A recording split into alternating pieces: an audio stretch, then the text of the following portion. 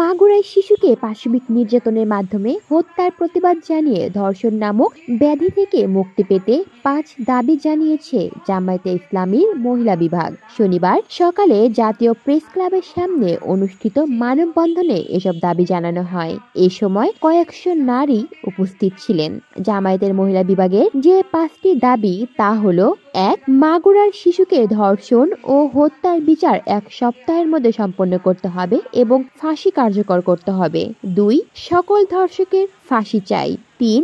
বিচারের দীর্ঘসূত্রতা বিচারহীনতা নামান্তর, 1 মাসের মধ্যে হত্যা ও ধর্ষণের বিচার এবং রায় কার্যকর করতে হবে। 4. নৈতিকতাহীন শিক্ষা এবং সামাজিক অবক্ষয়ের মূল কারণ অনৈতিকতা।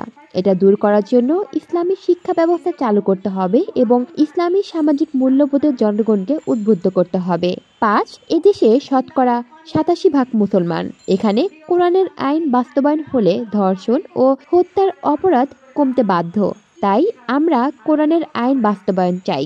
মানববন্ধনে জামায়াতের মহিলা বিভাগের সেক্রেটারি অধ্যাপক নুরুন্নেসা সিদ্দিকী বলেন, মাগুরা শিশুটিকে শুধু ধর্ষণ করা হয়নি, হত্যাও করেছে। এই ঘটনার সঙ্গে জড়িতদের সরকারের ঘোষণা ও আমাদের 5 দাবির আলোকে বিচার করতে হবে। তা না হলে নারী সমাজ কঠোর আন্দোলনে রাজপথে নেমে আসবে। কলি শিকদার, বাংলা নিউজ নেটওয়ার্ক।